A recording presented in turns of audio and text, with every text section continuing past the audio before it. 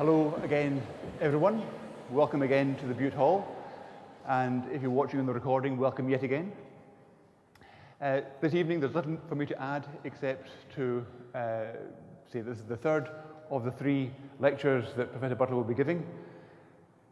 She will be talking for about an hour. After that, she'll address some of the written questions that were left last night.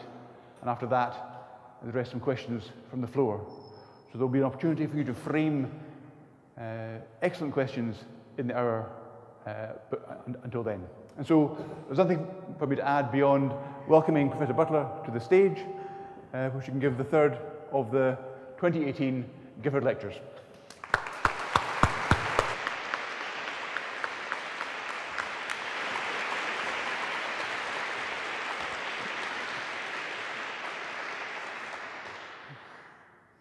Well, thank you very much, and I would just like once again to thank the quite amazing Gifford Lecture Committee, which has looked out for me in many ways and made this entire trip really quite gratifying. So I know many of you worked in small and large ways to make this possible, and I feel that, and I'm quite grateful. Thank you.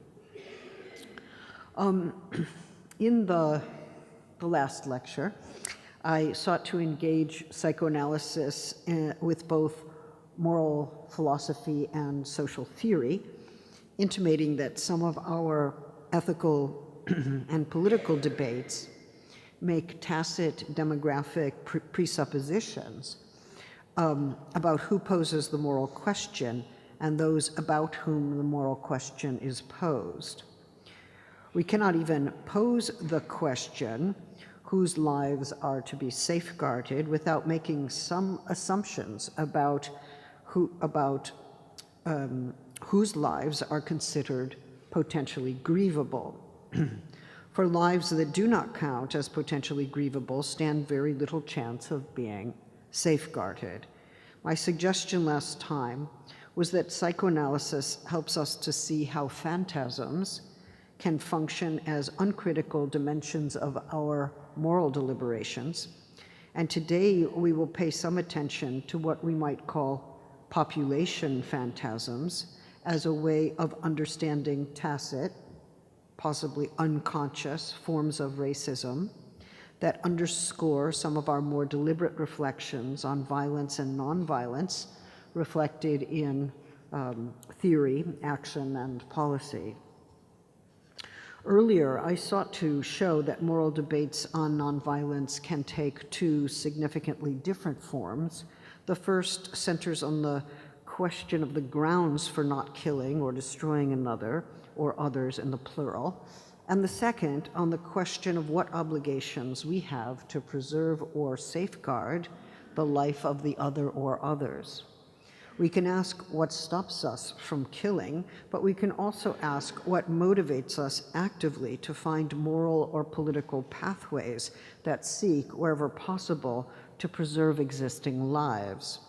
Whether or not we pose such questions about individual others, specific groups, or all possible others matters greatly, since what we take for granted about the nature of individuals and groups, and even the ideas of humanity that we invoke in such discussions, very often make demographic assumptions.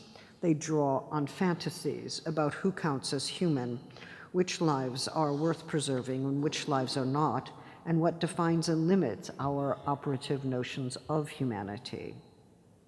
I've suggested that the category of grievable lives might be useful as we seek to elaborate an idea of the equal value of lives, and to consider the unequal distribution of grievability as a framework for understanding the differential production of the human. We cannot take the human as the ground of our analysis. It's a concept differentially articulated in the context of inegalitarian forms of social and political power. The field of the human is constituted time and again through basic exclusions, haunted by the figures that do not count in its tally. This evening, I'm asking how the unequal distribution of grievability enters into and distorts our deliberate ways of thinking about violence and nonviolence.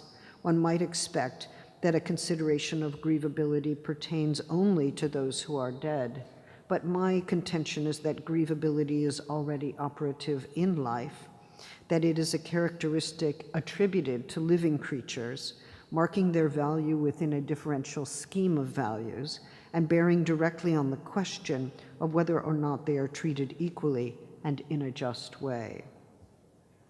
When we say that a life is grievable, we're not only speaking about a life that is over. Indeed, to live in the world as a grievable life is to know that one's death would be mourned, but also it is to know that this life will be safeguarded because of its value. This way of evaluating the unequal grievability of lives is part of biopolitics, and that means we cannot always trace this form of inequality to some sovereign who has made a set of decisions about what our lives may be worth. In the final chapter of Foucault's 1976 lecture course, Society Must Be Defended, he elaborates on the emergence of the biopolitical field in the 19th century. There we find that the biopolitical describes the operation of power over humans as living beings. Distinct from sovereign power, biopolitics, or biopower, appears to be a distinctively European formation. It operates through various technologies and methods for managing life, but also death. For Foucault, this is a distinct kind of power, inasmuch as it is exercised over humans by virtue of their status as living. Sometimes he calls that living status biological, although he does not tell us which version of biological science he has in mind. Foucault describes the biopolitical as a power to make live or to let die, distinguished from sovereign power, which can take life and also let live. As in many instances in Foucault's work, power acts, but not from a sovereign center. There are multiple agencies of power operating in a post-sovereign context to manage populations as living creatures, to manage their lives, to make them live or let them die. This form of biopower regulates, among other things, the very livability of life, determining the relative life potential of populations. This sort of power is documented in mortality and natality rates that indicate forms of racism that belong to biopolitics. For instance, Ruth Wilson Gilmore writes the following: racism, specifically, is the state-sanctioned or extra-legal production and exploitation of group-differentiated vulnerability to premature death, end quote. It emerges as well in forms of pronatalism and pro-life positions that regularly privilege some sorts of life or living tissue over others, such as teenage or adult women. Important for our purposes is Foucault's claim that there is no a priori right to life, that a right to life first must be established in order to be exercised. Under conditions of political sovereignty, for instance, a right to life, or even a right over one's own death, comes to exist only for those who have already been constituted as rights-bearing subjects. Under biopolitical conditions, the right to life is much more ambiguous, since power manages populations rather than distinct subjects who are subjected to and constituted by sovereign power. Additionally, the relation of the biopolitical to matters of life and death is different from what Foucault calls the relationships of war. War follows the dictum: if you want to live, you must take lives, you must be able to kill. He reformulates the basic maxim of war at least twice. He writes, "In order to live, the other must die." In the first version, you yourself have to be prepared to kill, and killing is a means to preserve your own life. In the second version, in order to live, the other must die, but you yourself do not have to be the one who takes that life. This second version opens the way to other technologies and procedures by which lives can be abandoned or left to die, let to die, without anyone assuming responsibility for that action. Now, the way race enters war, or indeed the way in which state racism enters into wars operating through biopolitical logics, is more difficult to discern in this view. Foucault has separated the biopolitical from the idea of warfare to the extent that he claims that biopower has a different relation to death. He writes that death does not swoop down, but regularly life and death are instituted and managed through other kinds of institutional logics and means. The days of death swooping down, in the sense of a bomber or a bomb from on high, are not exactly over, as we know, even if sometimes Foucault wrote as if they were, in order to foreground another kind of power. For Foucault, power and violence are now more indirect, less spectacular, less orchestrated by state violence. It is more difficult to separate sovereign power from the biopolitical, a point that he himself would make in subsequent lectures, and we should perhaps suspect any effort to establish a firm distinction or a neat historical sequence in which biopolitics somehow follows upon sovereign power. That is especially the case if the sequence he offers depends on a progressive version of modern European history, one that, by the way, does not take account of European wars suffered and waged during the last 2 centuries. What happens if a life is considered not to be living at all? That is to say, what happens if it does not register as a life? If Foucault could claim very clearly that a right to life belongs only to a subject who is already constituted as a rights-bearing subject, one for whom life is a necessary right, can we not also then claim that the status of a living being must first be constituted for someone to become a subject with the right to life? If racism is a way, and he puts it this way, of introducing a break into the domain of life that is under power's control, then perhaps we can think of that break not merely as distinguishing between superior and inferior types within the idea of the species, but also distinguishing between the living and the non-living. Indeed, Foucault tended to think of racism as a typology or a hierarchy of those who were considered superior and those who were considered inferior. But in fact, if you follow the work on social death, Orlando Patterson, Frantz Fanon, and others, racism very often depends on distinguishing who is really alive and who is considered socially dead. It's a different way of thinking the matter. If a so-called non-living population, and non-living is in quotes, regarded as non-living, population is destroyed, well then, nothing of note has happened. There's no destruction, just a certain clearing away of an obstruction from the path of those who are considered to be truly living. Foucault anticipates that critics from the field of political theory will ask about his account of life. He steps back from this debate, fearing perhaps that it would commit him to a vitalism or to a foundationalist account of life that precedes contract sovereignty and the biopolitical itself. He writes, all this is a debate within political philosophy that we can leave on one side, end quote. But it clearly, here he is again, but it clearly demonstrates how the problem of life came to be problematized within the field of political thought, end quote. The issue, of course, cannot quite be set aside, not because there are some assumptions about the form of life that precedes the domain of power. In my view, power is already operating through schemas of racism that persistently distinguish not only between lives that are more and less valuable, more and less grievable, but also between lives that register more or less emphatically as lives. A life can register as a life only within a schema that presents it as such.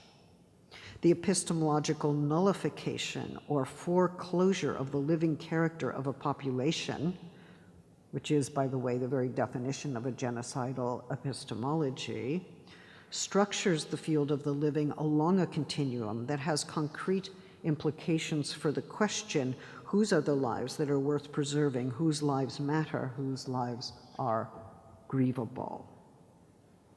To ask the question is to confront from the start this particular historic racial schema, a term prominently used by Frantz Fanon in Black Skins, White Masks, a schema that functions as a form of perception and projection on interpretive casing that enfolds the Black body and orchestrates its social negation.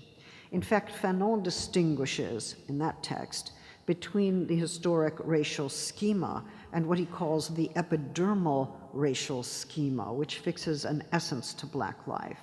But it is the first of these that seems to bear a direct relation to Merleau-Ponty's idea of a corporeal schema and to the schemas of racism that bear on the question of grievability and ungrievability.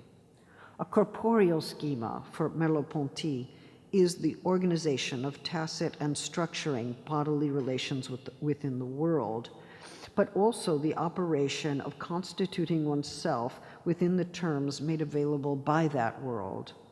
The historic racial schema, according to Fanon, is to be found at a more profound level. It comes to disrupt the idealized corporeal schema proposed by Merleau-Ponty. The elements of the historic racial schema are provided by what he calls the white man. The white man is not a description of white men in general. It is rather a figure for the powers of racism that casts Black bodily experience of the world into what he calls certain uncertainty. On the one hand, a third-person consciousness enters into a first-person consciousness. So one's very mode of perception is riven by another consciousness. Who is seeing when I am seeing? And when I see myself, am I seeing myself only through the eyes of another? On the other hand, the corporeal schema describes ways of composing oneself from the elements of the world. Fanon describes this aspirational schema as a slow composition of myself as a body in the middle of a spatial and temporal world. The powerful figure of what he calls the white man is the one, I quote again, who had woven me out of 1,000 details, anecdotes, stories, end quote. So as he writes, he retells having been written or woven by the third person. And we see on the page the slow struggle of self-composition that follows upon the decomposition of the bodily schema through the workings of racism. It is at the level of bodily experience in a world where that schema is taken apart, expropriated, inhabited, occupied, and decomposed.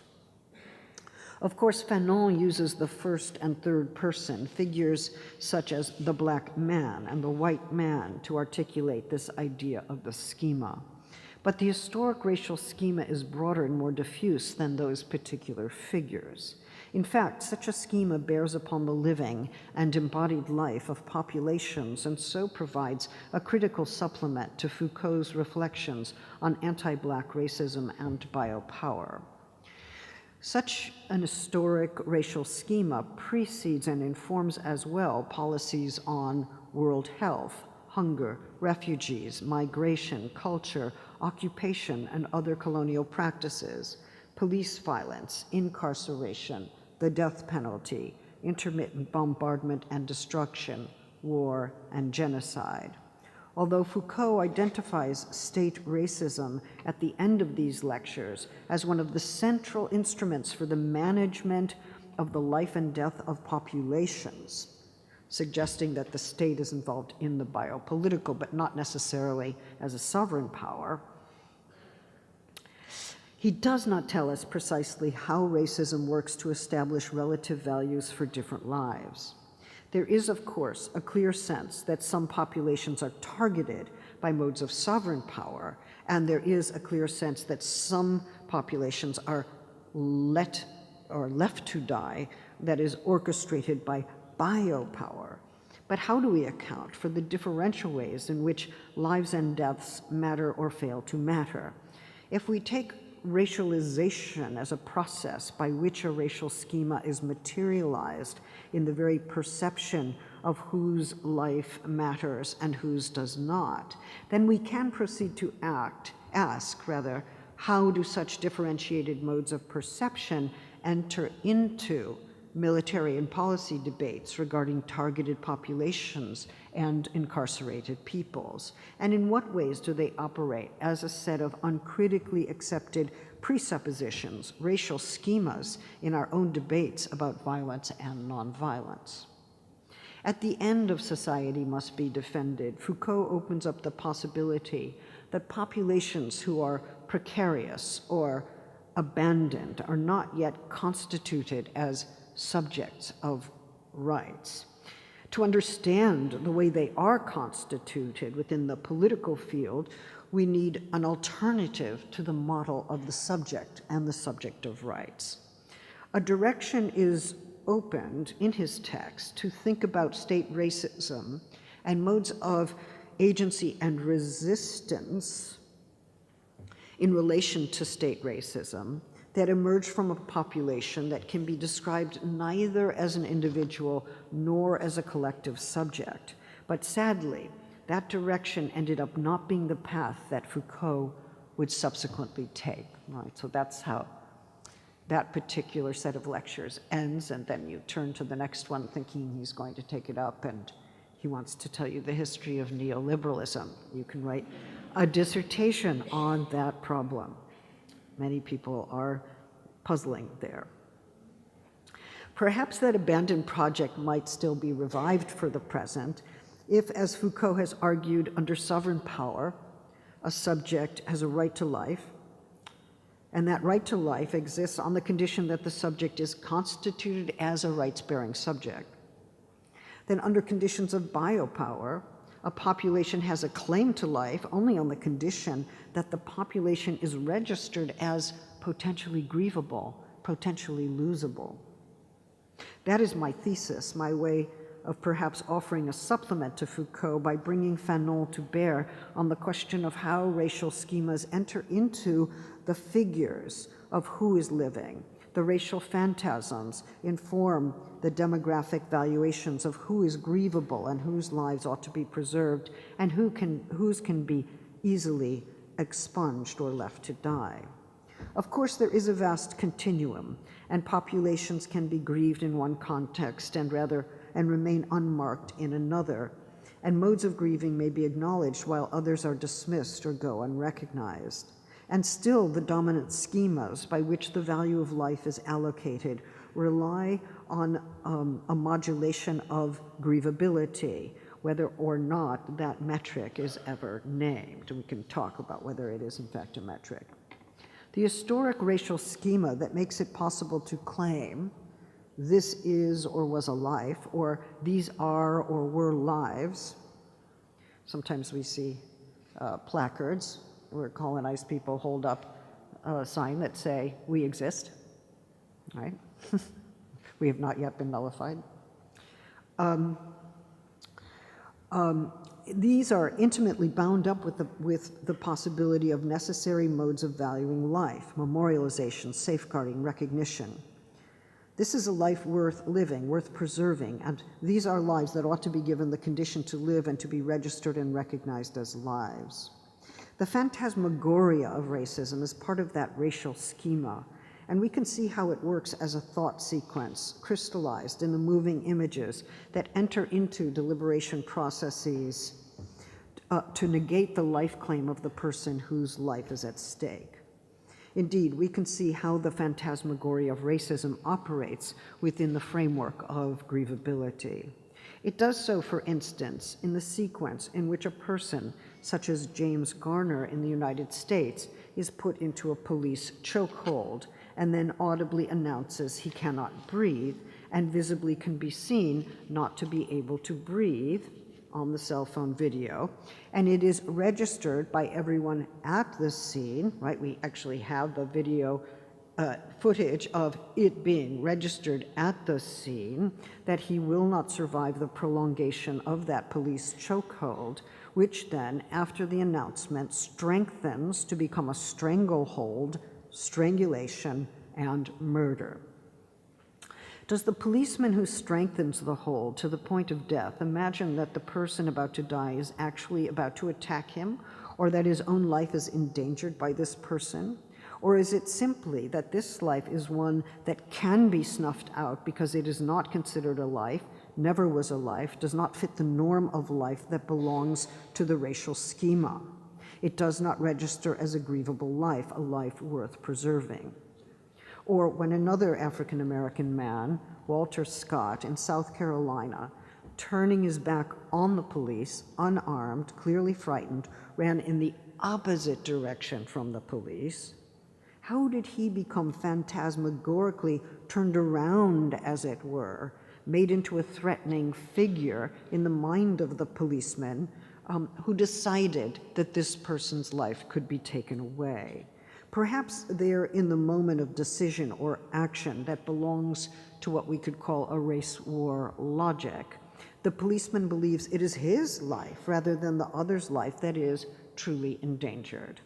And perhaps this is simply the violent moment of a biopolitical apparatus, a way of managing that life unto death.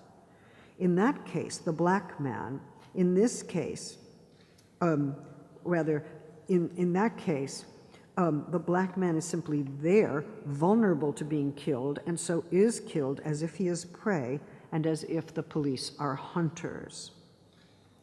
So when, in the United States, unarmed black men or women, or queer and transgendered people, especially people of color, have their backs turned to the police and are walking or running away, and are still gunned down by police, an action often later defended as self-defense, justified as self-defense,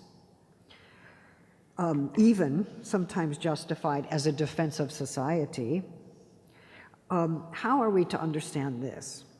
Is that turning of the head or walking or running away actually an aggressive advance anticipated by the police? The police person who decides to shoot or who simply finds himself shooting may or may not be deliberating in a highly conscious way, but it surely seems that a phantasm has seized upon whatever thought process is at work, inverting the figures and the movements he perceives to justify in advance any lethal action he takes.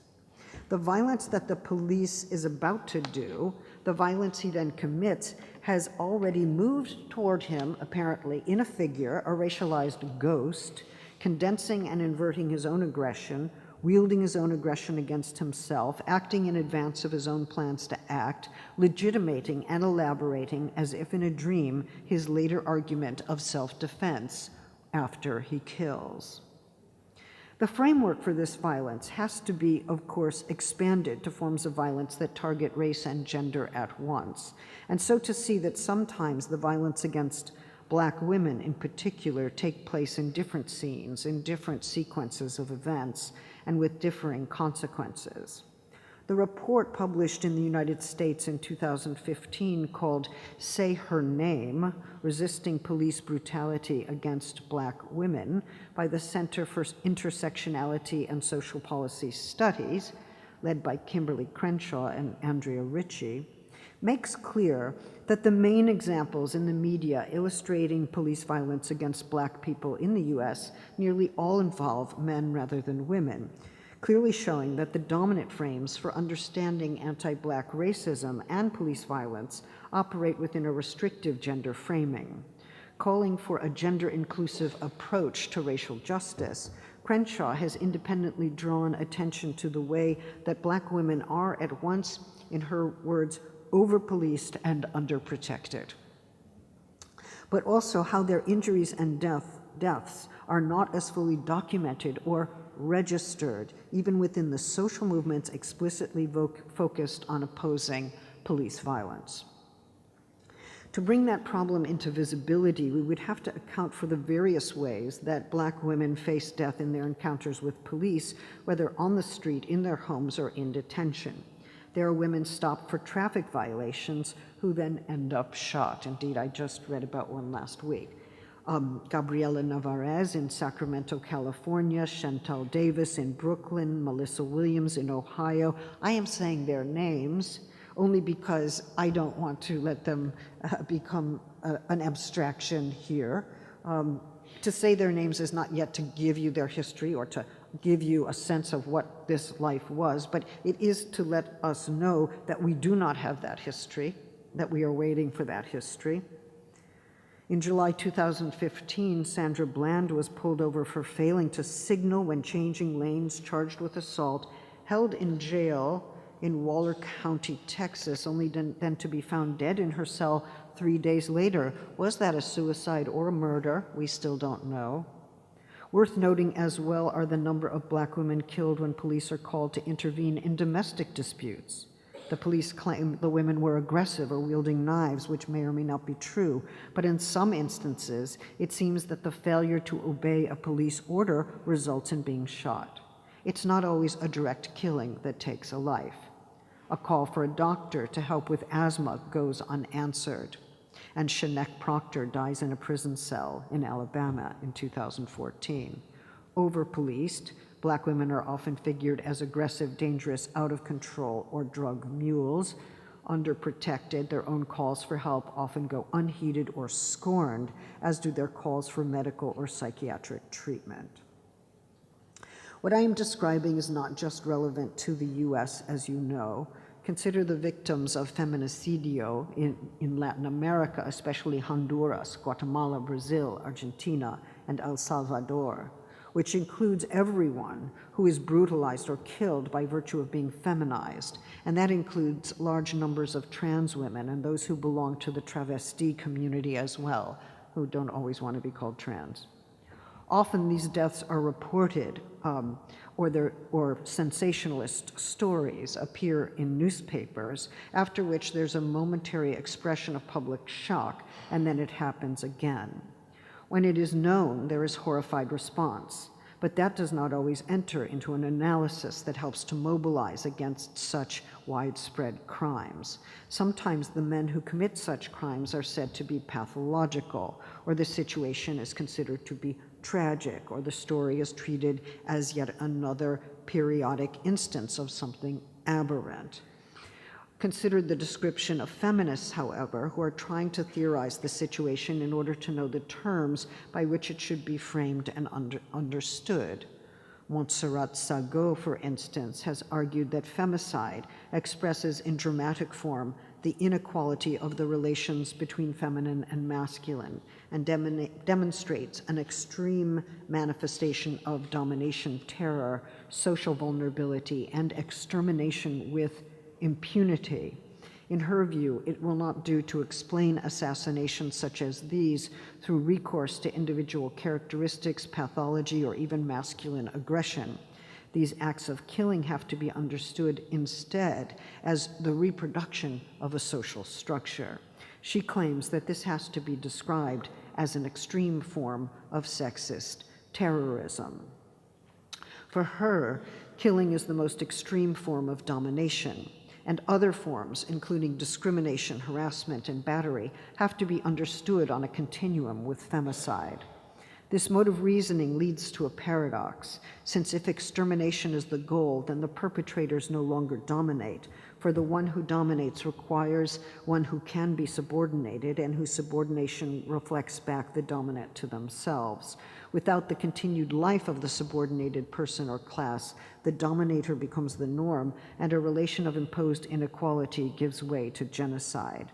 No one dominates the dead except through effacing the trace of that death.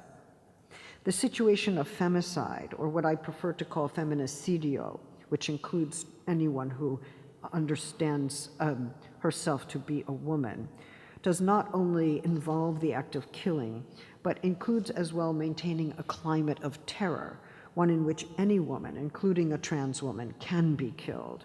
So the living endure within that atmosphere of potential harm and sudden and violent death. The population of women who live on are terrorized by the prevalence of this killing practice, and they are induced to subordinate to avoid that fate. But the subordination is always linked to their status as killable. Subordinate or die becomes the imperative delivered to women under these conditions.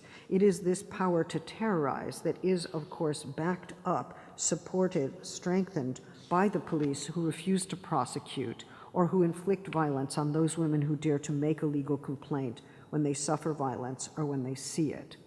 We call the killing violence, of course, but shall we also call violence the reproduction of institutionalized terror? Indeed, some people have argued that in Latin America, where so many women are regularly killed, that sexual terrorism is in fact an extension of modes of killing that were operative under dictatorship, right? So it's the continuation of dictatorship or the methods of dictatorship under another guise.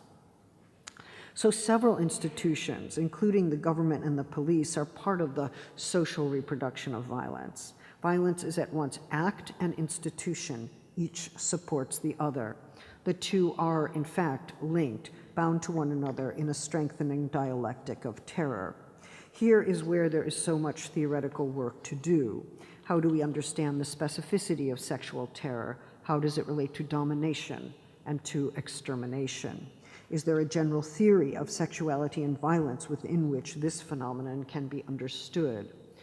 Questions such as these help us to understand how there might be an intervention, global in scale, to demand a reconceptualization of these forms of murder so that we can understand the forms of social power that are enacted and reproduced in these circumstances. Only then will we know how to counter the stories that blame women for their own violent deaths, or that make men into pathological characters, or immediately provide a sympathetic account of their murderous rage. As individual and awful as all of these losses surely are, they also belong to a social structure that has deemed women ungrievable. The categories that fail to grasp the operation of social power in such cases obstruct the effective political opposition to this condition. Of course, there are many questions that remain. The uses of human rights discourse, the recourse to legal regimes which often reproduce inequality, the necessity of understanding the possibilities of resistance that women have under such terrorizing conditions. The Ni Una Menos movement, which has mobilized 2 million women onto the streets, is one case in point. It is a moment in which vulnerability and resistance work together to make a political claim that not one more life will be lost to feminicidio. Contemporary European racism takes different forms, but the efforts to block migrants to Europe are in part rooted in the desire to keep Europe white. It hardly matters that Europe has never been exclusively white, since the idea of European whiteness is a fantasy that seeks to be realized at the expense of a living population that includes people from North Africa, Turkey, South Asia, and the Middle East, to name just a few.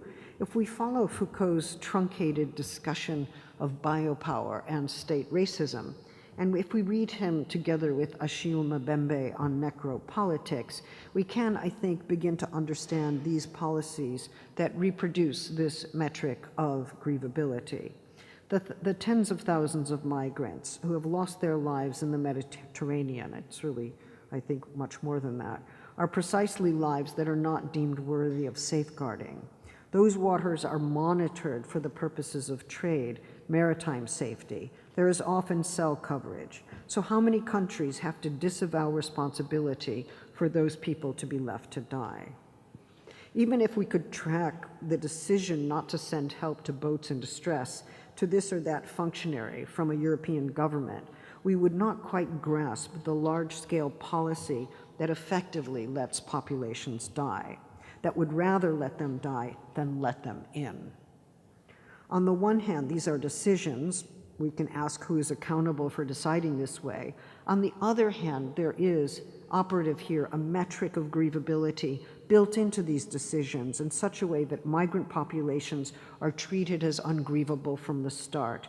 We cannot lose those who cannot be grieved. They are beyond losing, already lost, never living, never entitled to life.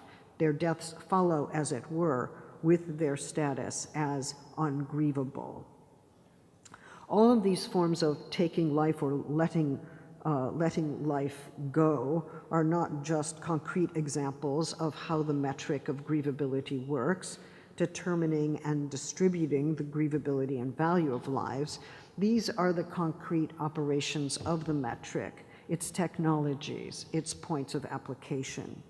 And in these instances, we see the convergence of the biopolitical logic of the historic racial schema and the phantasmagoric inversions that occlude the social bond. What may appear as an isolated act of violence or the expression of individual psychopathology shows itself to be part of a pattern, a punctual moment within a reiterated practice of violence. That practice relies upon and consolidates a racial schema in which aggression becomes justified through a logic that draws upon the phantasmagoric inversion of aggression, that functions not only as a potential defense, but as the effective moralization of murder, a racial schema in which the living status of the migrant fails to be registered within the perceptual field of the grievable and is already snuffed out because, from the start, such a life did not register as a life worth preserving. We may conclude that what's needed is a stronger and more just sense of law to bring to bear on such instances, and surely better and more binding maritime law is obligatory, but I note that all the signatories to the maritime laws that govern the Mediterranean, that actually obligate those countries to respond to people in need, have been abrogated systematically. They didn't necessarily take their signature away, they just failed to comply with contracts, covenants that they have agreed to honor. Okay. But of course the EU has also clearly, I shouldn't be bad-mouthing the EU. Okay. Okay, sorry. The EU has also obviously made itself into a supervenient power that negates those maritime covenants, right? So really, completely murderous, a murderous act. We're gonna call it murderous.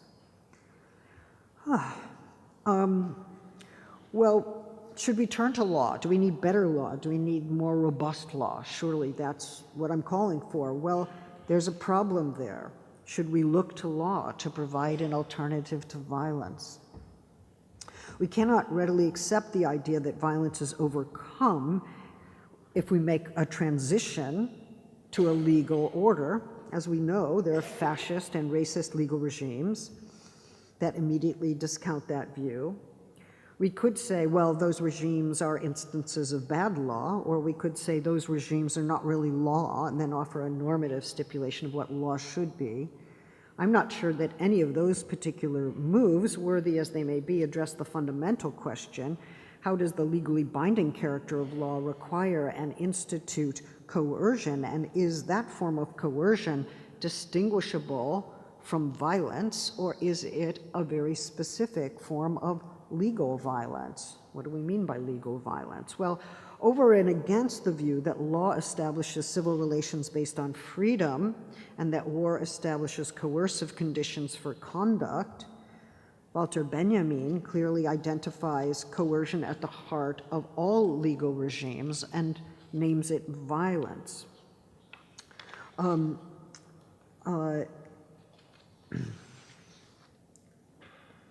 For Benjamin, in his A Critique of Violence, originally published in 1921, the binding character of law on the subject is an operation of violence. He thought that legal violence should be opposed, and that challenging the binding character of the law on the subject is one way toward a broader revolutionary change. There's much to be said here, and what Benjamin ended up calling divine violence is notoriously controversial. but there might be a narrower point worth considering this evening. Although I'm in favor of stronger laws that would better protect lives against abandonment and violence, I think it would be a mistake to think that it's only by expanding laws that these kinds of violence will be overcome. Law can be the instrument of violence, as we know from racist and fascist law, from laws that expand police powers or laws that fill prisons with vulnerable populations. If we seek to object to unjust laws and unjust legal systems, we often have to take up a position outside of the law to formulate our critique. Indeed, Benjamin made this point, and it remains crucial for us to consider today. The mistake is to consider that legal violence, precisely because it is legal, is justified, and that forms of resistance to legal regimes, precisely because they're not based on existing law, are therefore criminal or violent. In Benjamin's view, a legal regime produces the framework in which justification comes to make sense. Any action that contests that regime will be deemed violent because they do not conform to the framework which reserves justifiable violence for the state itself. In that essay, A Critique of Violence, what one calls violence depends upon the legal constraints imposed upon justification. There is no way to name something as either violent or nonviolent without at once invoking the framework in which that designation makes sense. That may seem like a form of relativism. What you call violence, I do not call violence, and so on. But it is actually something quite different. In Benjamin's view, legal violence regularly renames its own violent character as justifiable coercion or legitimate force, but these terms sanitize the violence at stake. This renaming practice and the justification tend to be articulated through a story form that narrates the transition from a pre-contractual sociability to the social contract. People come together in a pre-contractual condition, usually after some violent conflicts have come to light, and they decide it really would be better for them on the basis of their self-interest or their perceived common interest to impose a common set of laws upon themselves. So law then becomes the alternative to violent conflict. They enter into this founding contract or compact, freely submitting to laws, and this voluntary subjection establishes then the force of the self-legislated law as a legitimate one, even an exercise of political and moral autonomy. Benjamin documents what happens to terms such as violence and nonviolence once we understand that the frameworks within which their definitions are secured are always oscillating. A legal regime seeks to monopolize violence, and in so doing, it calls its own violence necessary coercion, and it calls every threat or challenge to that regime a violent action. It can rename its own violence as necessary or obligatory force, as justifiable coercion, and because it works through the law, as the law, it is legal and hence justified. That's a kind of odd use of legal positivism.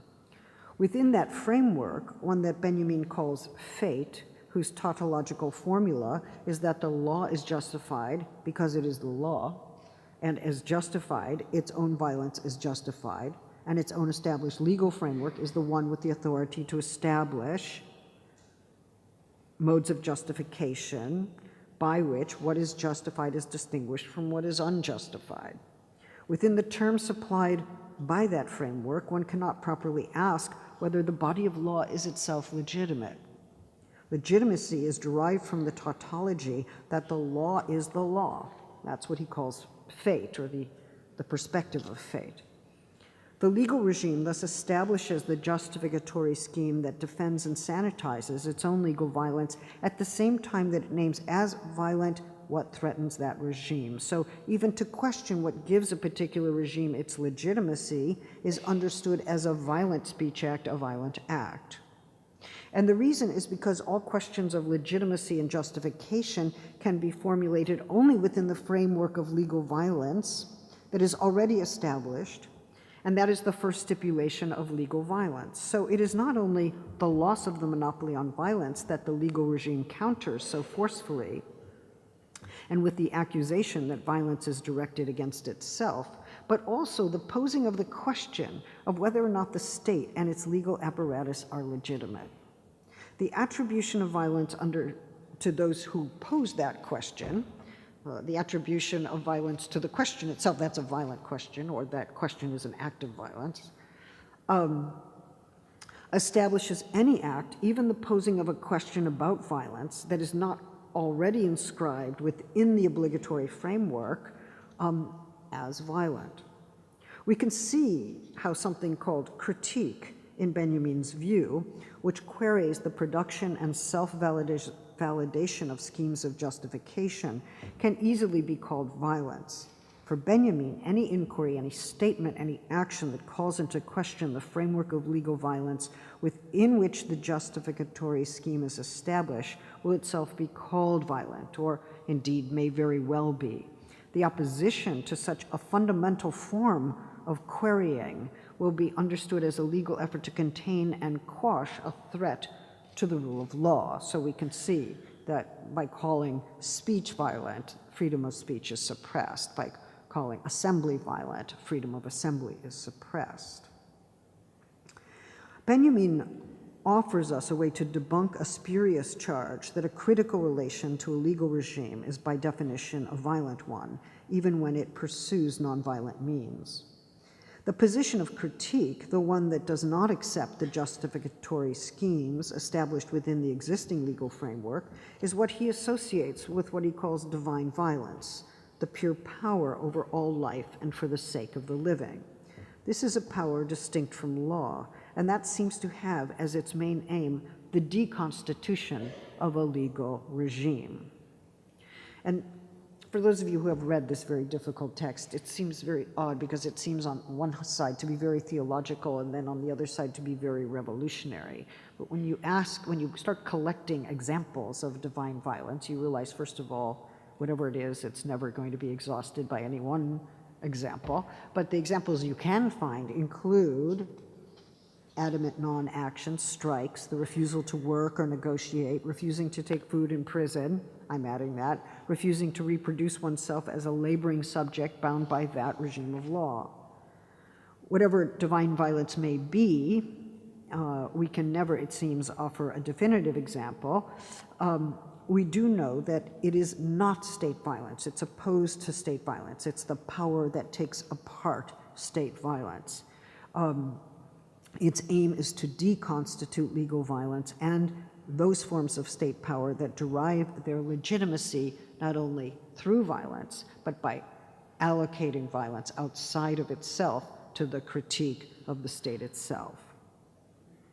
We may not have to uncover the workings of divine violence in Benjamin to understand this revolutionary break with legal violence. Etienne Balibar has given us an excellent framework in his work on violence and civility for understanding the duality of violence we have been tracking. What we have called an oscillation of frameworks is described by Balibar as a perpetual process of converting violence into violence. Balibar will not espouse a politics of nonviolence, but rather one of anti-violence. His contention is that what Hobbes described as the violent condition of the state of nature is a form of social violence that takes place among men. For Hobbes, the equality among men in the state of nature is nevertheless afflicted by violence, becoming a war of all against war.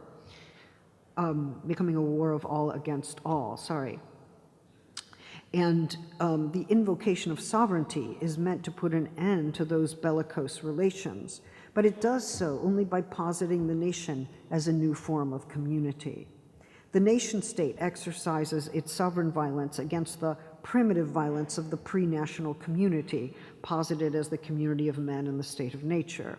So one violence is checked by another violence, and there seems to be no way outside of this circularity, or outside of a political rhythm by which state violence suppresses another violence, one that it calls popular or criminal, only then at some point to be checked by popular uprisings, understood as criminal or as crimes against the state.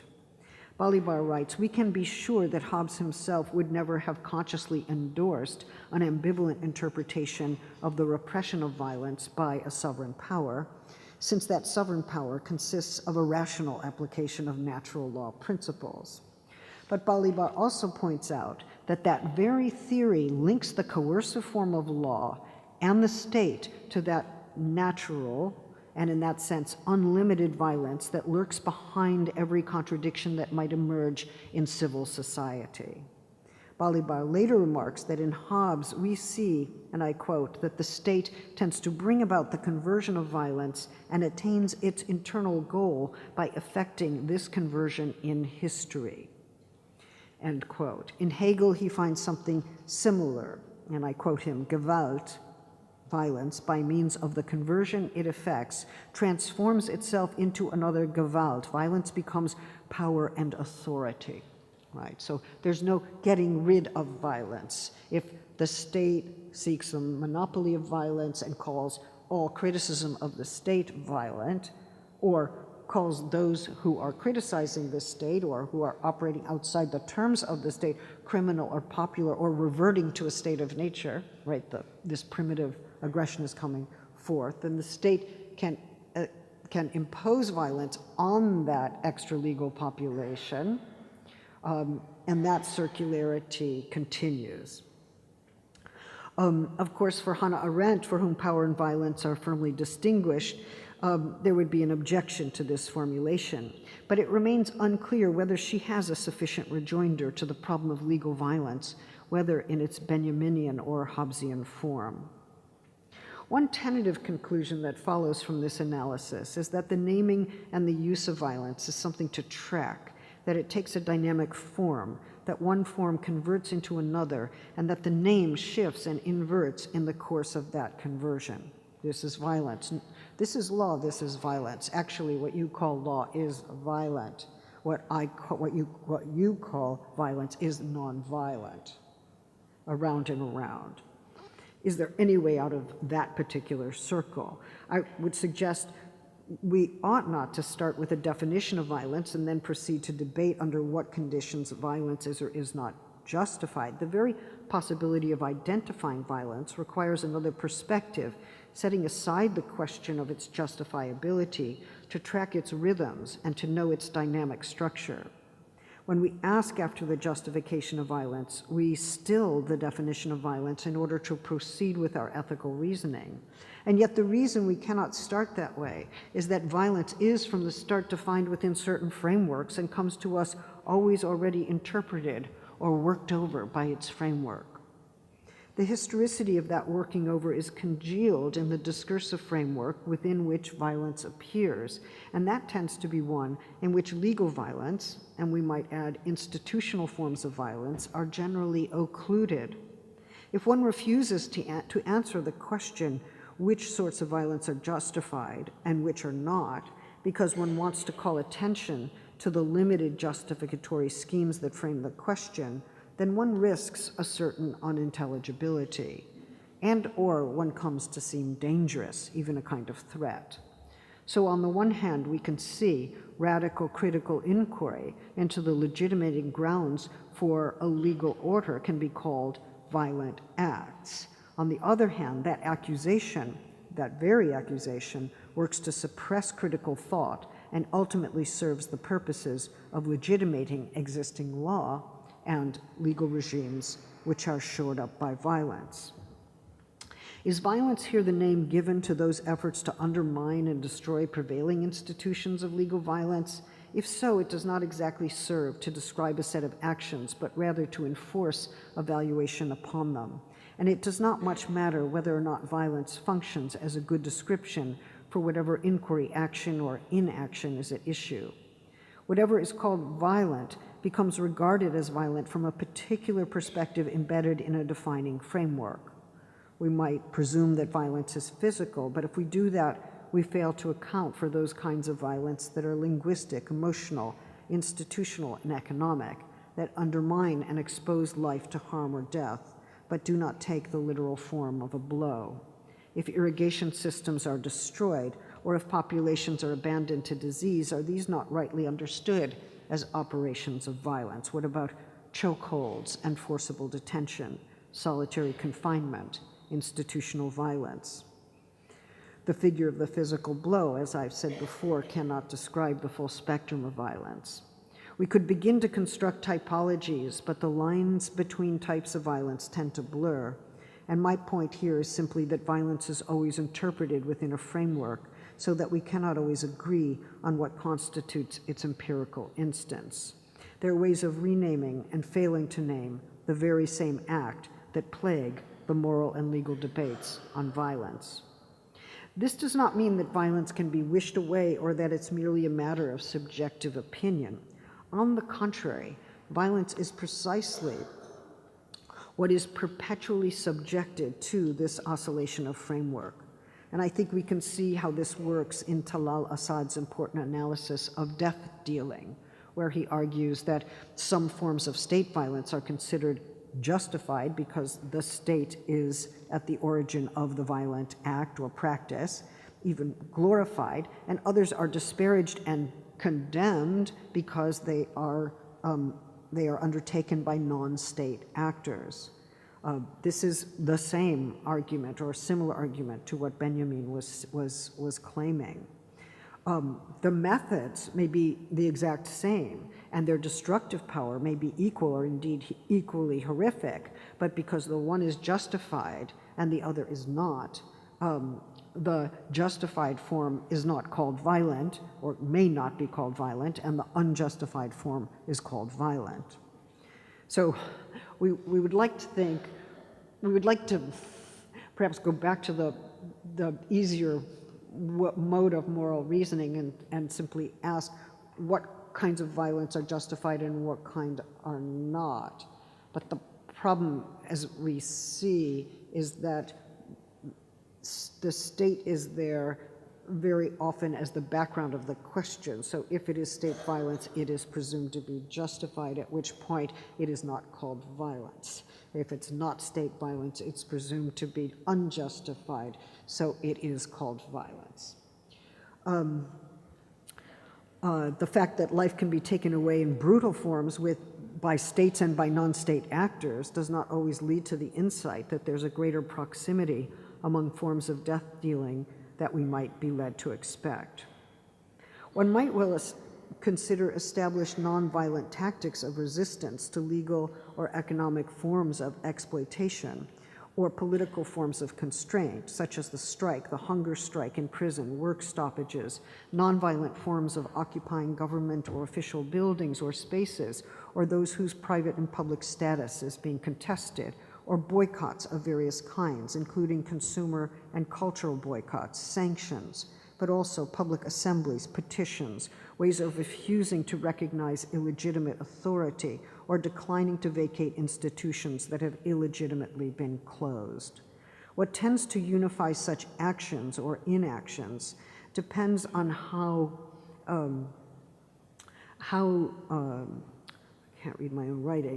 they call into question the legitimacy of a set of policies or actions, or even, in the case of the general strike, the legitimacy of a specific form of rule. And yet all of them, by virtue of calling for a change in police, state formation, or rule, can be called destructive, since they do ask for a substantial alteration of the status quo, and they raise the question of legitimacy, and hence are vulnerable to being called a violent act.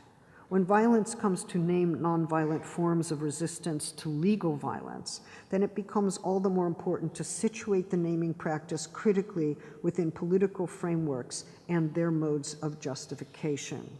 I see this not only as a task for contemporary critical theory, but for any self-reflective ethics and politics of nonviolence. While I take seriously Benjamin's claim that we have to think critically about how such justificatory schemes are established before we simply use them, I also think that we are obligated to make decisions that commit us to certain frameworks, however tenuous they may prove to be. Even though we cannot decide whether or not violence is justified without knowing what is counting as violent, We cannot give up on the demand to decide in the face of this problem. In other words, the operation of critique cannot preclude both commitment and judgment. Benjamin casts light on the question of whether any given action should be considered violent or nonviolent. The frame within which that question is posed determines in large part the way it is settled. The justificatory schemes produced by the law tend to reproduce its own legitimacy precisely in the way that that question is settled. That can itself provide a framework within which to make certain kinds of decisions. And I would add a second point, namely that structures of inequality affect the general willingness to perceive and name violence, to grasp and declare its unjustifiability. As a result, the ethical and political practice of nonviolence requires an opposition to biopolitical forms of racism and war logics that rely on phantasmagoric inversions that occlude the binding and interdependent character of social relations. It requires as well an account of why and under what conditions the frameworks for understanding violence and nonviolence or violence and self-defense seem to convert into one another, causing confusion about how best to pin down these terms.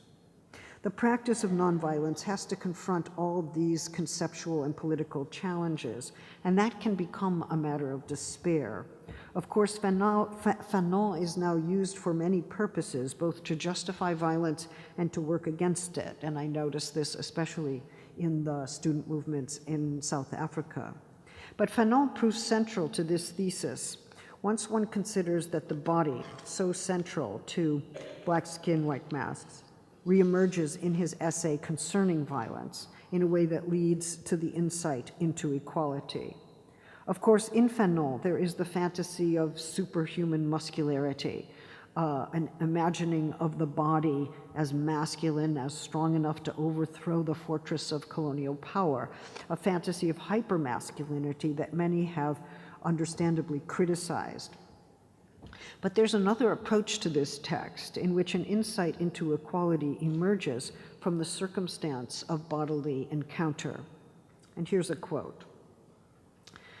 The indigène, what is usually is sometimes translated as the native, but could also be translated as the indigenous or indeed the colonized. The indigène discovers that his life, his breath, his beating heart, are the same as those of the settler. He finds out that the settler's skin is not of any more value than a native's skin. And it must be said that this discovery shakes the world in a very necessary manner.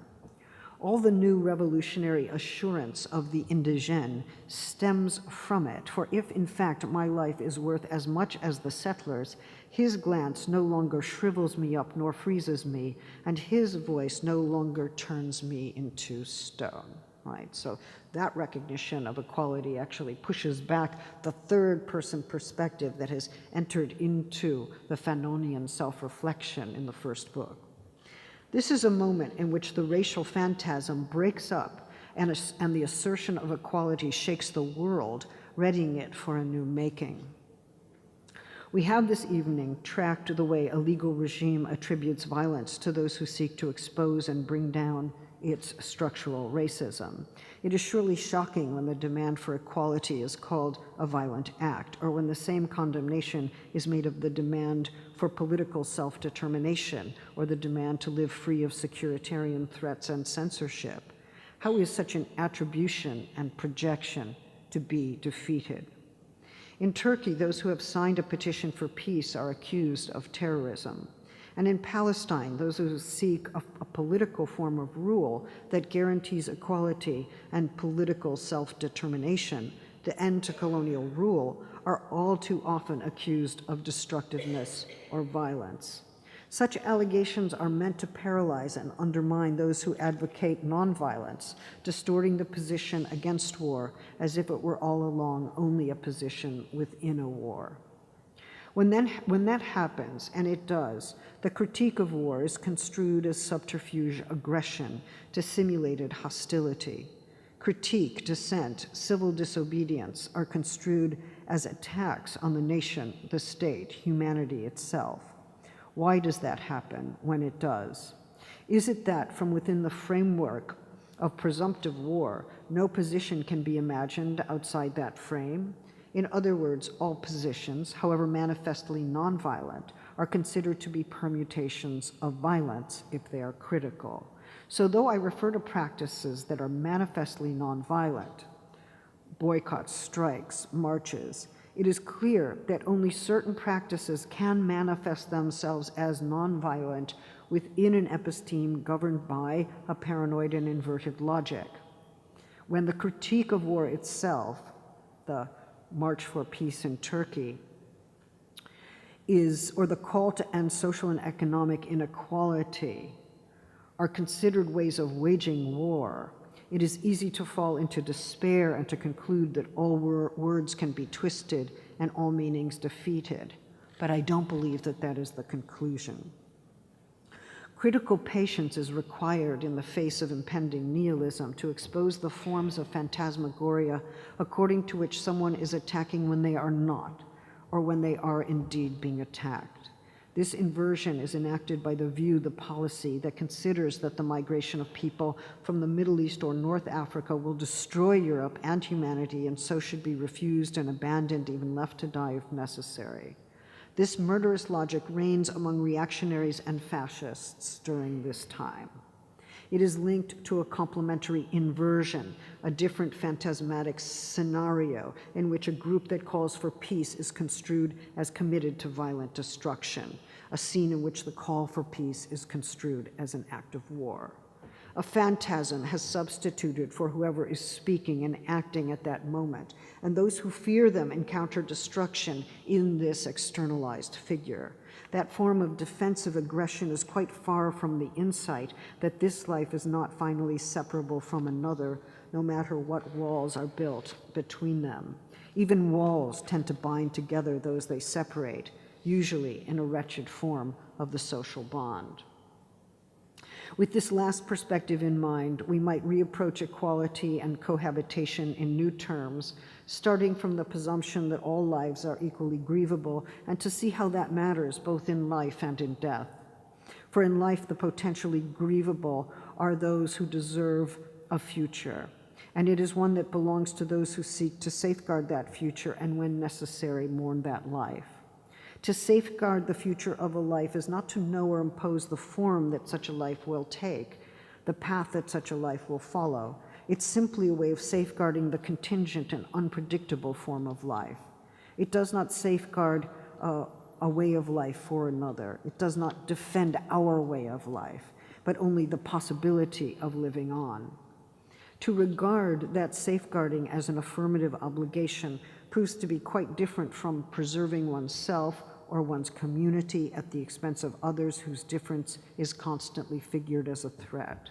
When migrants are figured as boating destruction, as vessels of destruction, poisoning racial or national identity with impurities, then stopping, detaining them indefinitely, or letting the migrant die can be construed as the self-defense of the autochthonous community.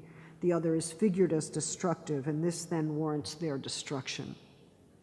And yet in this form of morally licensed destructiveness, it turns out that destruction is emanating from a toxic and inflated notion of self-defense.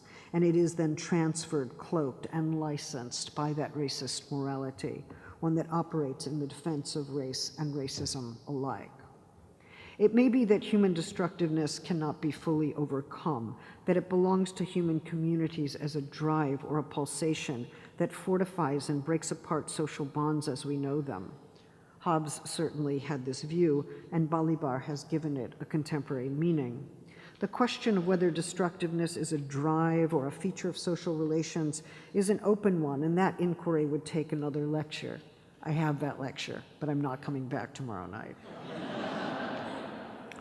We would then have to ask, what does destructiveness imply for social theory and political philosophy? Is it a byproduct of interdependency, or part of the polarity of love and hate that characterizes human relations, part of what threatens human communities or lets them cohere?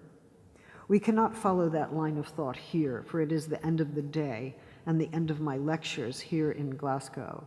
I can, however, suggest that the form destructiveness takes differs according to the ethical framework in which it is understood and the political commitments, including the population phantasms that underlie forms of contemporary ethical reasoning. As Freud pointed out, both in Civilization and its Discontents and in his reflections in a time of war, the destructive potential that belongs to social bonds has the power to tear society apart, to rob us of all the conditions of livable life. The projection of destructiveness onto the enemy has never secured a polity against its own self-destruction, and has more often than not initiated a state of war. That projection of destructiveness onto the other, that treatment of the other as a vessel of destruction, is but one modality of destructiveness, of establishing the other as ungrievable precisely because they are perceived as a threat to life, this way of life, steeped in racial phantasm and racism. Indeed, projection or transfer and self-defense very often go together, doing their destructive work in tandem. In my view, there is no way to eradicate the potential for destruction, but that does not mean that our relations are invariably destructive. It is precisely because we can destroy that we are under an obligation to know why we ought not to do it, and to craft a way of life in common that knows and checks that destructiveness. Given our interdependency within the global sphere and the fact that we shall not always love one another, nonviolence becomes a moral norm that honors the bonds without which none of us, including animals and including the earth upon which we depend and which now depends on us, can live.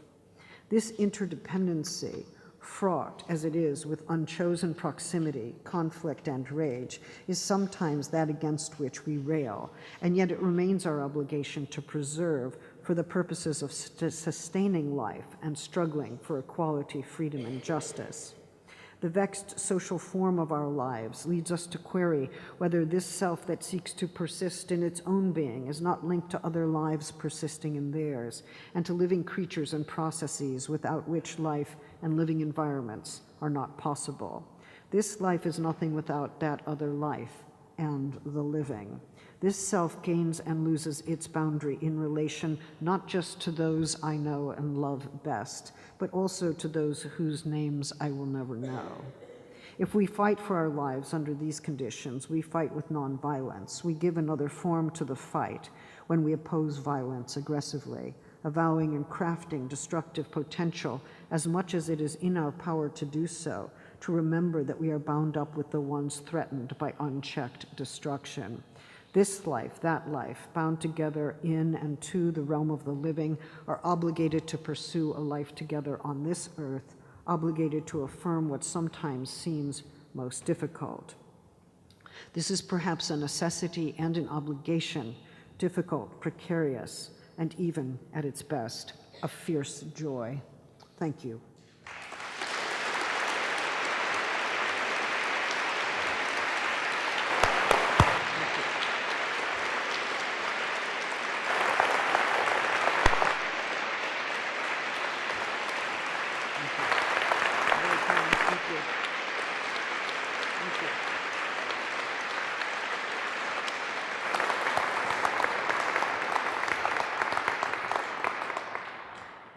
Professor Butler has agreed to make some further responses to some of the questions the written questions that were left last night.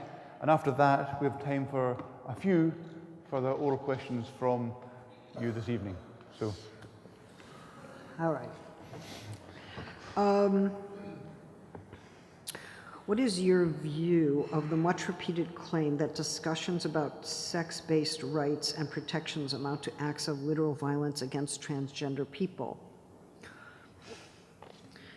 Many debates.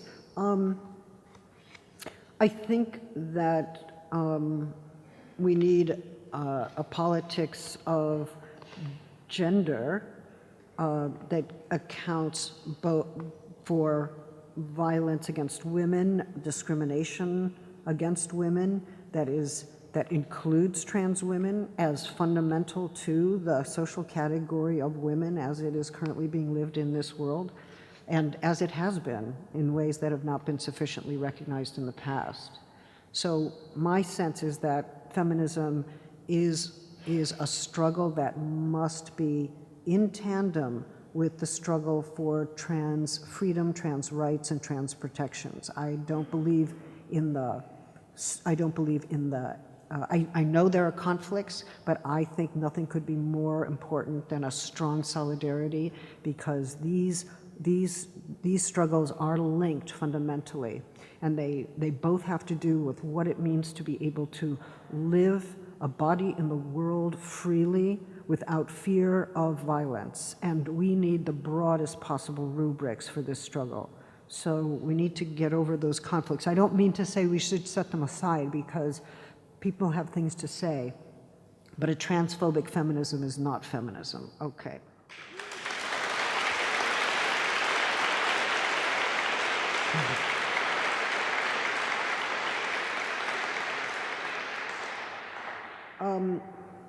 I think elsewhere you've written about Freud's distinction between mourning and melancholia. That's true. And I was thinking that perhaps the conditions that make our lives possible, dependence, precarity, vulnerability, point not to a question of mourning, but to melancholia, the failure to mourn or grieve, which Freud posits as the foundational mechanism which establishes the ego. If this is so, do we need to consider that there's some kernel to all life which is fundamentally ungrievable, and it is this that situates us as interdependently linked with each other? Yeah, that's beautiful. Thank you, Guy. Guy, I don't know if you are a guy or if that's your name. Or maybe you're Guy. You could be Guy.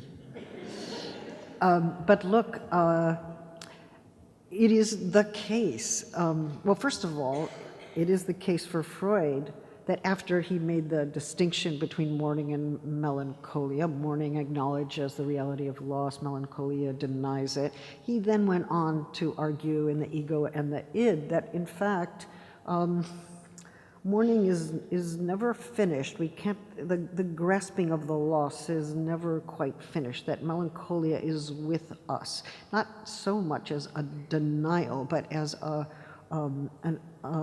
mode of incorporation. The one we've lost restructures the ego that we are. We hold that other internally.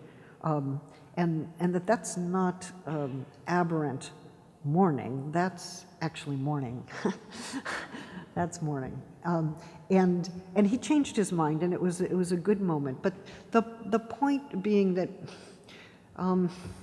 to some degree, we can never fully grieve. We can never complete our process of grieving. So to say someone is ungrievable in that sense means that we cannot finish the process of grieving. Even sometimes we think we shift. But if a loss is incorporated, then it goes with us, as it were, through the course of our life, our lives. But the idea that we can't completely grieve is not the same as someone being marked as ungrievable, like in principle. In other words, when you're marked as ungrievable, the process of grieving cannot even begin, right? So that's different from claiming that no process of grieving can ever end. It may be that no process of grieving can ever end, but that does not mean that the process of grieving cannot or should not begin. And I worry that what ungrievability does is it forecloses the beginning of the process of grief. Am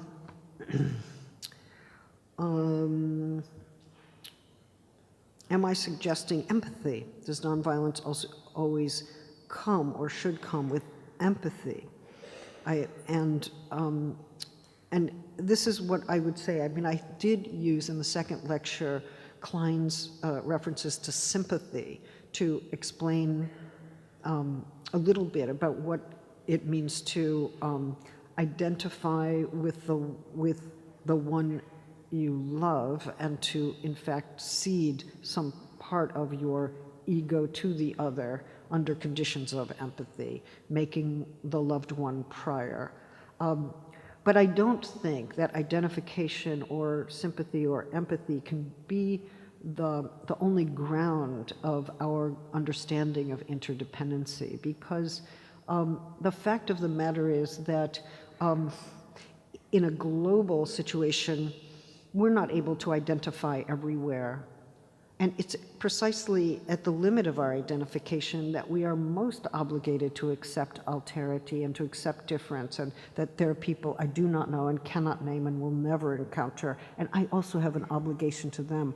The capacity for identification may or may not be there. It might be very weak, it may be absent. It's irrelevant to the question of the ethical obligation, finally. What I worry about with identification is that it tends to allow us to identify most intensely with those who are like us, who are close to us, who speak the same language, practice the same religion, belong to the same racially constituted population. I worry about that. And I also worry that people say, well, I can't identify. I can't identify with that population. I can't identify with that religion. It's like, it doesn't have to be like you. It doesn't have to be like what you know for you to be in an obligation of nonviolence towards any number of people. And in fact, I'm not sure identification is the primary way in which we recognize the ethical status of the other. It may be that a certain kind of difference is crucial to the articulation of that obligation, but that would be a fifth lecture, which I'm not giving.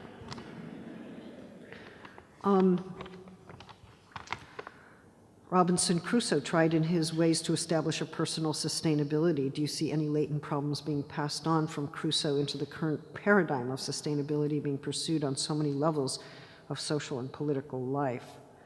Well, that's a really good question. And I think sustainability is, as I know, a debated term within public policy, and there are questions of who decides what is sustainable and what kinds of plans are launched in its name. I think what I would say, and I'm not able to talk about the sustainability debates too much, is that, you know, there are communities, and I'm thinking, for instance, in Oaxaca, Mexico, for instance, of autonomous communities that seek to produce economic self-sufficiency among themselves, and they've become very interesting models for different parts of the world to think about how communities could become economically self-sustaining without relying on the IMF for money. And or without getting into debts to banks, and so I think maybe what I would like to see is the idea of is a notion of self-sustainability, which has political autonomy built into the structure. My worry is that sometimes sustainability as a policy is a paternalistic one, and it's imposed. So those are just some thoughts on that. What role do I think academia has to play? Is there something to be said for working out how academia can make sure it's able to practice what it preaches? Many are experiencing increasing inequality within academia and ramifications of this development in terms of violence. Violence does not always take physical form. I think we are all under an obligation to consider how increasingly dependent academic life is on precarious labor. And that includes graduate students who work as research assistants or teaching assistants. They are precarious labor. They're under tenuous contract. How many young professors, young faculty do not have secure positions and are not on a track towards any kind of security and have accepted insecurity and debt as a mode of life.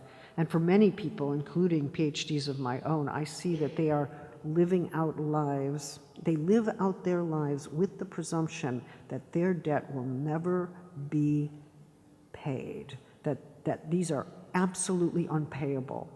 And where is I mean, it seems to me as academics we should be entering into social policy debates about debt forgiveness, first of all, and then also trying to figure out what is a livable wage and how to provide modes of security. It doesn't have to always be tenure, but modes of security so that people can have a livable life under academic conditions. So this is crucial. This is crucial. I think there's an exploitation of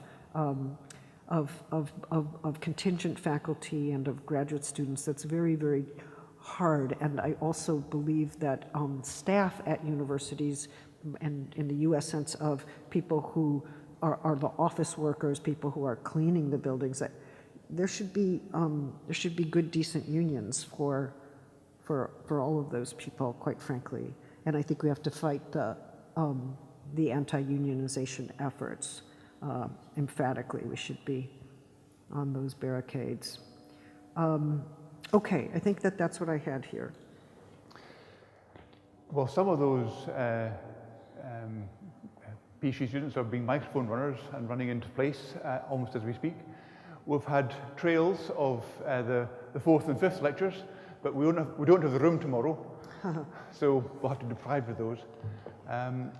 We don't have the room for much more tonight, so I think that the questions we have will have to be fairly brisk. So, do I see hands? There's a hand there, I saw. Just there, just there, and I think there was one on the right here. No, there, yes. A question here. You're third, and second there. Thank you very much for this very inspiring lecture. I'm trying to put together the pieces from yesterday and today. Unfortunately, I couldn't be here the first night.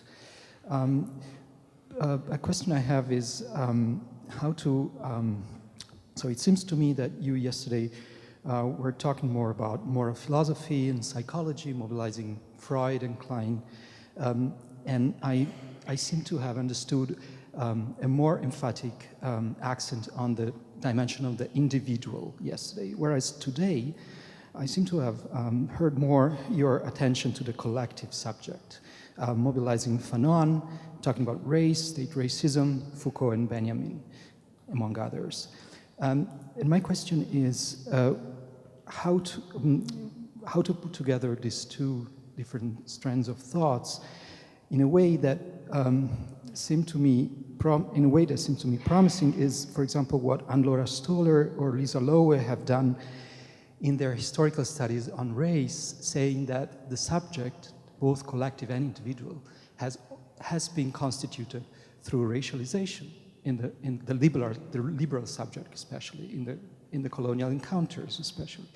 But that's also what Achille Mbembe seems to suggest in necropolitics, that there is no subject as such outside race, outside a history of race, and so outside racialization. So I wanted to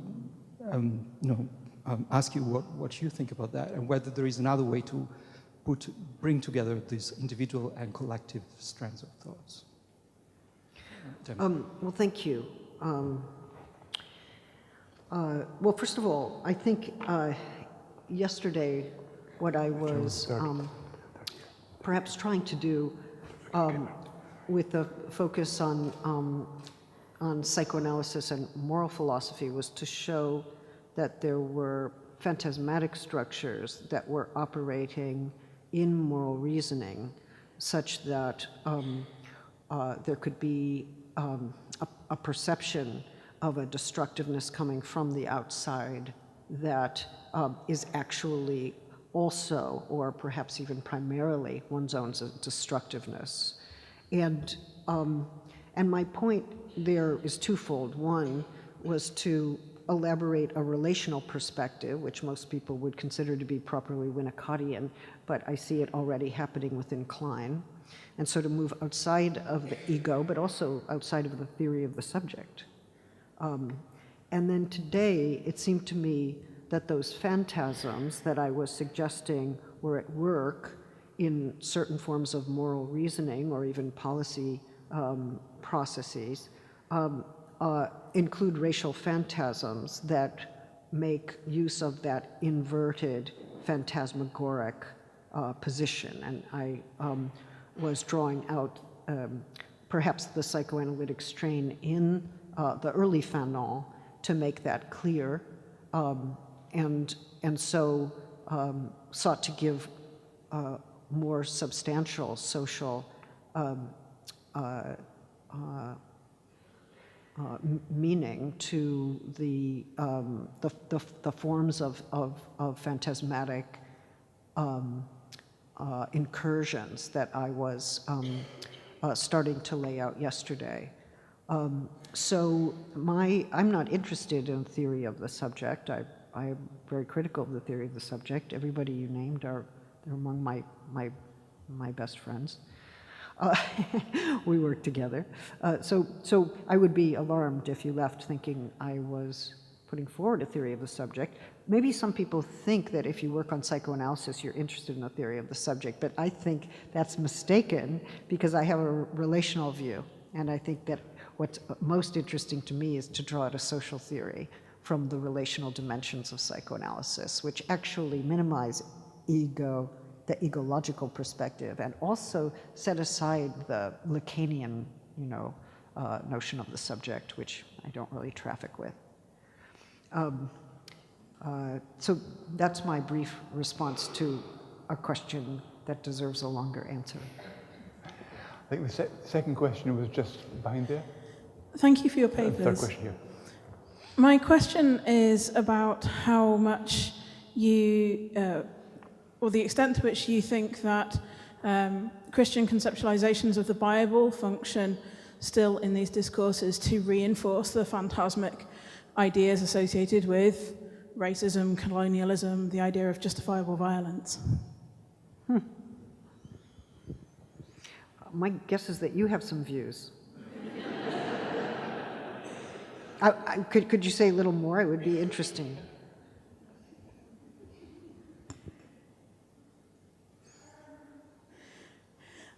Yes, I have a lot of views. I'm finding them hard to think through right now, to articulate them.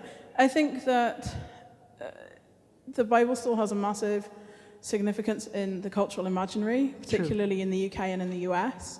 Yes. And that irrespective of whether or not religion is associated with those imageries, the Christian context informs them. And I know that, particularly in history of sexuality, Foucault identifies the role of the church as a former arbiter of morality. And I think that science has taken on a lot of that bastion, but still in a Christianized context. So my interest is in how this is rationalized in terms of cis and trans discourses. But one of the things that struck me over the last few days is how familiar your constructions are in relation to the biblical texts themselves and how, as a biblical scholar, I read them. Okay. Well, there are many things, there are many ways for me to approach this. And I mean, part of it would be to think about soul and body and go down that road with you, which I'm happy to do another time. But look, what seems to me perhaps important to say is the following, that we're living in a moment right now where there is, as you know, a strong Christian attack on gender. There's a strong right-wing Christian attack on sexual freedom, on trans and trans rights, in the name of either natural law or the family or a literal interpretation of the Bible. So, I mean, I myself was threatened with violence by those who thought that I espouse or am in fact responsible for an apparently diabolical ideology. And that is to invest me with with the power of the devil, and I take it that that maybe that is true in part because I'm Jewish, or in part because I'm lesbian, or because I'm not altogether gender conforming, or because I don't know why. But I do think that what is happening, and it is a scene of violence, and I note that at least in South America, that evangelical right is suddenly friends with the Catholic right.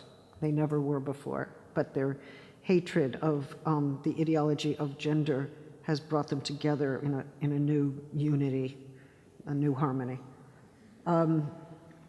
But it seems to me that that gender is understood as a concept that has somehow entitled women to ask for the right to abortion, entitled people to change their legal sex assignment if they so choose, gay marriage,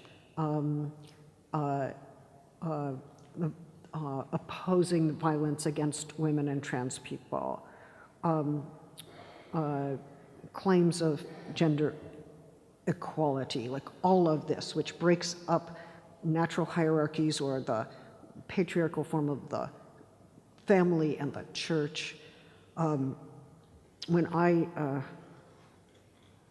was in Switzerland a couple of years ago, a woman came up to me and she said, I pray for you. And I said, well, why? Why pray for me? I don't think I need your prayer. And she said, no, I pray for you. She said, you defy natural law. And I said, well, it seems to me that there's variation in nature, and she wasn't interested in that argument. And then I said, have you read my books, or have you read anything by me? And she said, no, I would never read anything by you. And I said, but I read your book. I read your book. I read the Bible. I took courses in the Bible and literature. But she wasn't going to read my book. And what worries me there is that the phantasmagoria took the place of the text, the argument, the whole field of study for which I'm not responsible, which is not even a single field, right? These are interlocking fields. And the idea of the devil, right, this is the condensed center of a terrible evil which, if it is not expunged, will spread and undermine the family and Christianity as we know it. It's very unfortunate that Pope Francis, who has said many important things and made many progressive moves, has accepted the formulation that gender is a diabolical ideology. And I wish that the progressive Catholics in the world would get to him and try to speak some sense there, because having his support for that position actually authorizes a violence that is being committed against professors in Brazil, against gay protesters in various countries, against trans people. And it doesn't help us fight the feminicidio, and it doesn't help us fight for the right to live and love and move in the world with some freedom and without fear of violence. So, it's a sad moment. But I also see, even in those very countries, that Christians are completely divided on this, that they don't all go with the right wing, that there's all kinds of internal dissent, and people are arguing, and multi-faith coalitions are also pushing back. So I would hope those modes of solidarity would strengthen. I think we have time for one last question, which, if we're not to be the cause of excess overtime, should probably be a nice compact question. Yeah. My best. Thank you very much, Professor Butler. I want to consider this idea of violence from the perspective of the bottom up. Huey P. Newton, the co-founder of the Black Panther Party, made the distinction between reactionary suicide and revolutionary suicide, and he describes reactionary suicide as occurring when someone takes their life because they're overwhelmed by social conditions. And of course, he associates this with a sort of spiritual death of Black people who have just given up in the face of oppression. Whereas revolutionary suicide is a purposeful act that's driven by such an intense desire to live life with dignity that existence without that is impossible. And so I'd like to carry that idea further and ask you if the logic of state power presses towards the mental and physical death of a particular group. Does there ever come a point at which violence as a form of resistance is not only permissible, but is a moral obligation?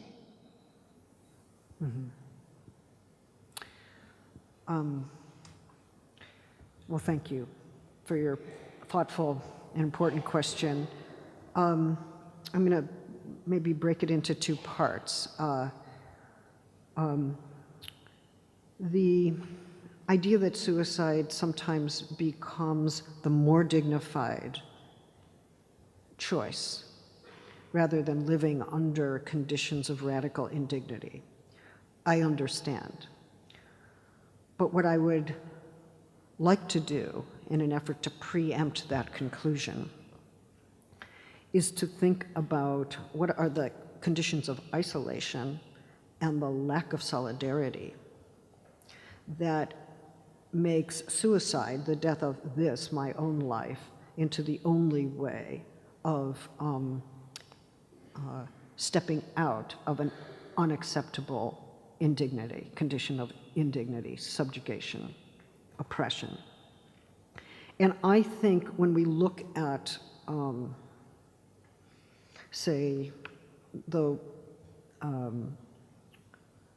how people have lived together in prison, or how they have lived together in concentration camps, or how they've lived together under common conditions of subjugation, very often there is a kind of, if it's possible, and it's not always possible, it's certainly not possible under solitary confinement, which is the whole point of solitary confinement, there sometimes is a kind of solidarity. In Palestinian prisons, for instance, there is this notion of persistence, and they actually use the word to one another to persist, to have patience, to persist, and verbally and physically they pass this support through to one another so that they provide a kind of solidarity of the subjugated that allows them to live for and with each other in the face of radical indignity.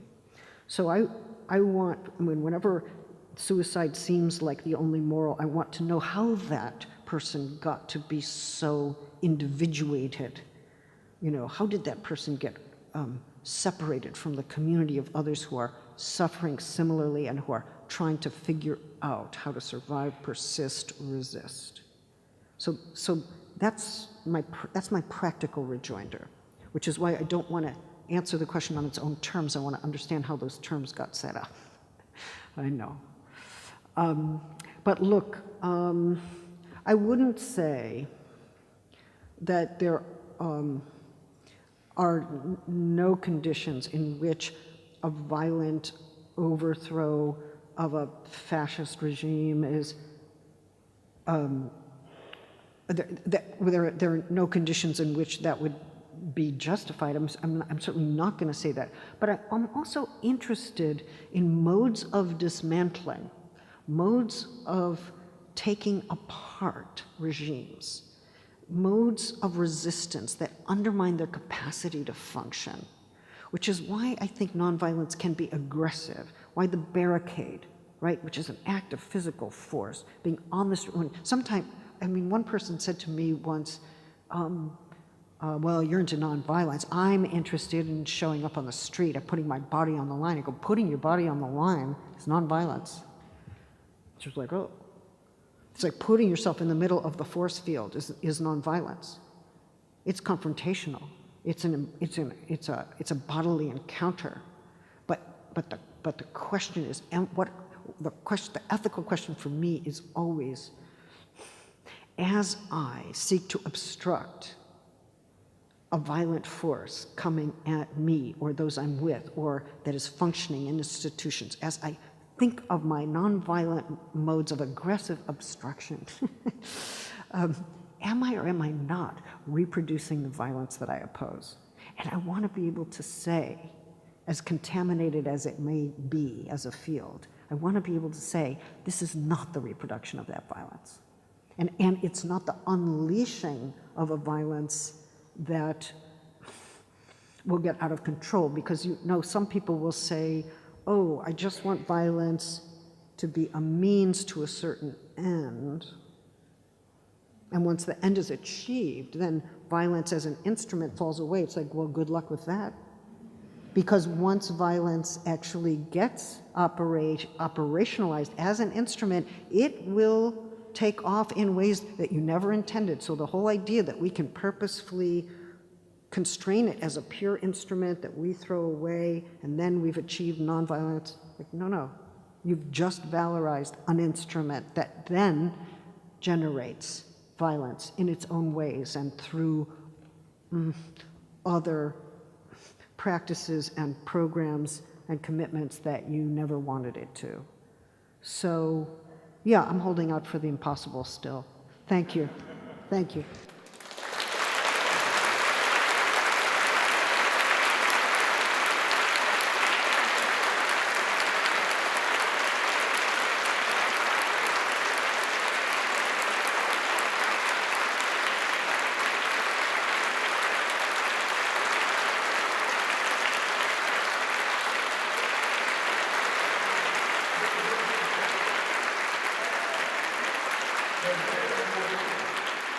Very little more to say, except that, as everyone knows who has not organised an event like this, all that's basically involved is booking a room and putting up a webpage.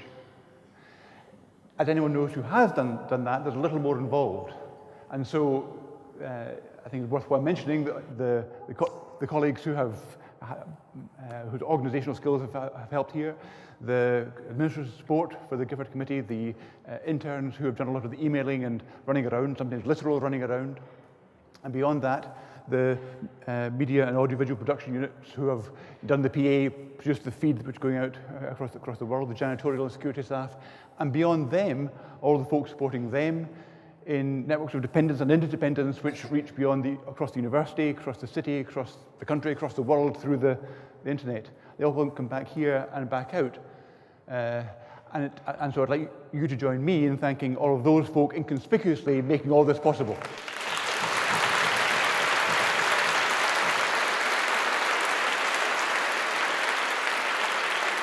And finally, the point, I'd like you to join me finally in thanking, where's she gone? The 2018 Glasgow Gifford lecturer, University of California's Professor Judith Butler.